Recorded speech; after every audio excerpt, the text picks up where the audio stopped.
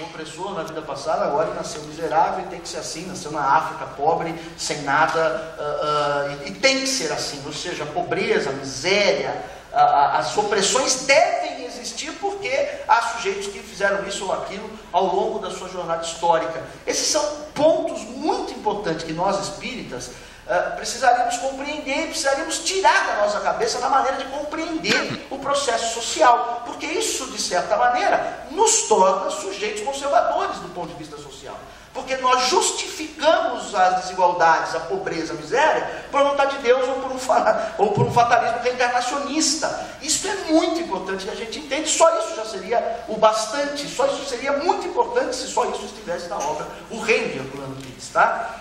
E essa questão, o Herculano entende que está também, e de fato está, no Livro dos Espíritos, né? Eu selecionei aqui a questão 806. O Kardec pergunta aos espíritos o seguinte: a desigualdade das condições sociais é uma lei natural? Né? É uma lei natural, ou seja, é natural que existam desigualdades sociais, seja lá pela vontade de Deus, seja pelo fatalismo reencarnacionista, sei lá o quê. Os espíritos respondem: não, ponto e vírgula. Ou seja, um não enfático, né? É obra dos homens e não de Deus. Veja, então as desigualdades sociais do nosso mundo, os problemas, etc., que é o que o Herculano vai dizer, e esse é o primeiro ponto, é obra dos homens. Somos nós que organizamos a sociedade assim. Portanto, nós poderíamos organizar a sociedade de um outro modo, que não esse exatamente, não é? E ele complementa numa questão 806A, que diz o seguinte, pergunta de Kardec: esta desigualdade desaparecerá um dia? E os espíritos respondem: somente as leis de Deus são eternas. Ou seja, esta desigualdade desaparecerá, juntamente com o predomínio do egoísmo e do orgulho. Ou seja, então não é possível fazer essa leitura dentro do Espiritismo, essa leitura mais conservadora que muitas vezes nós fazemos. Agora, para o Herculano, ele diz isso a todo momento, ele é um sujeito muito crítico, né? Crítico do movimento espírita, crítico da estruturação, às vezes, que nós fazemos. Ele diz o seguinte: o movimento espírita está muito apegado ainda a formas religiosas tradicionais da caridade, não é? E ainda pratica assistencialismos de toda sorte, né? Que, de certa maneira, conservam as estruturas sociais como elas são e contribuem muito pouco para mudá-las, né? A educação transformadora ajuda a mudar as estruturas sociais, atitudes de luta pela coletividade humana contra as injustiças ajudam a transformar, mas muitas vezes, nada contra, isso faz parte do processo, claro.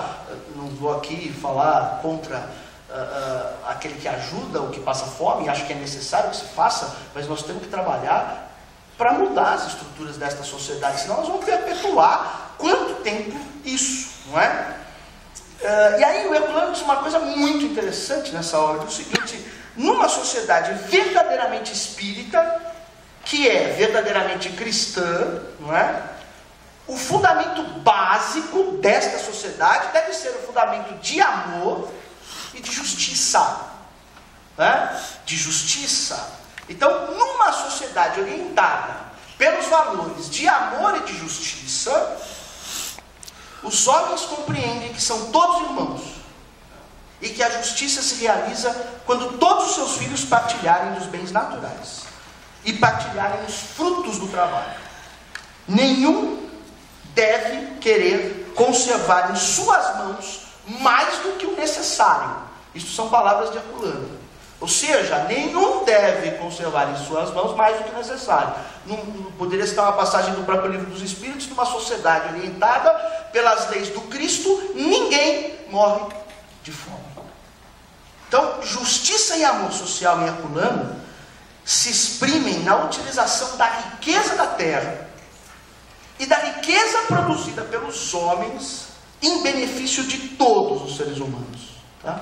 Agora, naturalmente, isso não significa repúdio da riqueza em si. O problema não está na produção de riqueza. A produção de riqueza é típica. Os homens precisam produzir riqueza para subsistirem. Sem dúvida, isso é um ponto necessário, não é? Mas o problema é que na nossa sociedade a riqueza fica nas mãos de alguns, né? E há muitos morrendo de fome, desesperadamente. Então, o problema da desigualdade, quer dizer, está na distribuição da riqueza da terra e da distribuição produzida coletivamente pelos homens. Aí está o problema. Veja que análise lúcida do Herculano, e aí vocês vão tomando por vocês se essas não são considerações que nós poderíamos dizer socialistas. Eu não vou dizer nada. Vocês é que vão dizer. Eu não estou afirmando, se alguém disser que eu afirmei, eu nego. Tá? Entendem isso, né? Mas vocês tomem por vocês se são ou não são considerações socialistas, não é?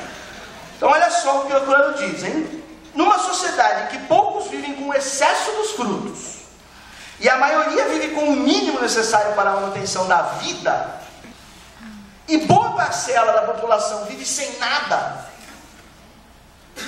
ela só pode ser uma sociedade profundamente injusta.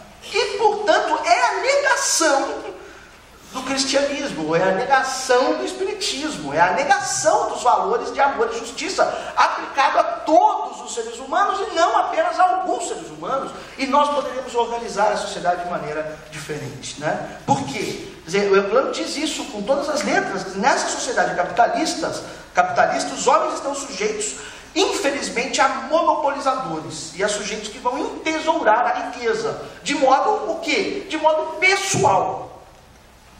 E olha só o que ele diz com suas palavras: os entesouradores pessoais organizam-se em associações, em trustes, em gigantescos monopólios. Os entesouradores associam-se contra os pobres, dominam nações e povos, exploram multidões e se consideram benfeitores ainda da humanidade, que é o que nós temos no nosso mundo capitalista contemporâneo, de um capitalismo mais agressivo possível, não é? Olha só, graças ao poder do dinheiro acumulado, ingênuo e puro dinheiro, que leva a saúde ao doente e alimenta o faminto, mas em suas mãos se transforma em lâminas de um punhal assassino. Veja, são palavras do Herculano, não são minhas palavras, às vezes como elas são fortes, não é? Para compreender esta nossa sociedade. A propriedade privada também seria fruto deste individualismo, não é? Lógico, não é? A terra é de todos, o fruto da terra é de todos. Quem foi que disse que alguém poderia ter um pedaço de terra mais do que o outro, não é? O Rousseau, nos seus livros, tem lá uma coisa bastante interessante sobre isso, né? Aquele que foi mais rápido, mais esperto para cercar um pedaço que é meu, ou mais forte para proteger, começou a propriedade privada e começou da maneira mais injusta possível, porque todos nós somos filhos da mesma terra, que é igual, que é igualitária para todos. E aí, então, o Herculano vai dizer o seguinte, porque nesse livro ele está fazendo uma crítica à sociedade contemporânea e está propondo uma nova sociedade que ele chama de sociedade do reino. Então ele diz assim, os homens do reino, que é desta nova sociedade, e que é uma sociedade que a gente poderia se colocar em socialista, de novo, eu só estou fazendo pequenas inferências sobre isso, hein? Então, os homens do reino tinham horror à propriedade privada, a posse de uma palha, de uma pena e de uma simples semente. Então a sua crítica é direcionada a uma sociedade assentada no individualismo empobrecedor da burguesia capitalista moderna e do mundo contemporâneo, né? Que a partir da exploração tesoura a riqueza e o lucro espalha a miséria, a pobreza, a morte. A única solidariedade conhecida nesta sociedade para estes, diz Herculano, não é? Resume-se na esmola dada por pena ou para aliviar o peso da consciência.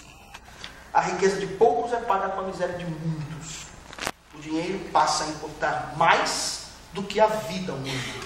E se a gente for analisar nesta sociedade, de fato, o dinheiro tem passado a valer mais que a riqueza humana, que o ser humano. E muitas vezes nós entramos nesta onda sem conseguir olhar para ela e analisar de forma crítica.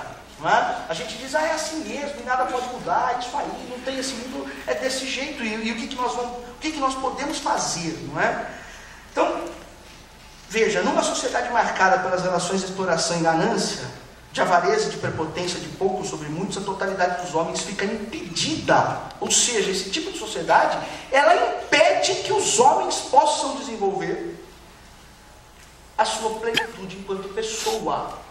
Porque sonega escola, sonega universidade, sonega tudo. As pessoas não têm acesso às coisas. Somente aqueles que têm são aqueles que estão participando da parte boa do negócio. Porque existe a parte ruim. Quem está na parte boa quer manter. Quem está na parte ruim, naturalmente, faz a crítica, às vezes nem faz, porque nesse mundo onde tudo é a mesmice e ninguém pode nada, né? Então todo mundo aceita. Nós vivemos um momento de aceitação e é muito dura esta aceitação.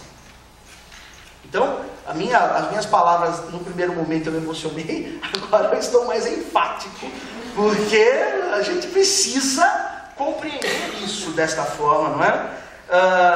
Relações com o outro deixa de ser, na sociedade do reino, de sonegação de condições e possibilidades, deve deixar de ser uma relação de exclusão e deve, na verdade, ser uma relação em que todos possam ter acesso, né, à riqueza, às maravilhas da riqueza que nós produzimos. Então, diz Herculano, na lógica espírita, a sociedade deve ser um local de relações verdadeiramente humanas, em que o indivíduo se relaciona com o outro pelo que o outro tem de mais profundo, de mais humano.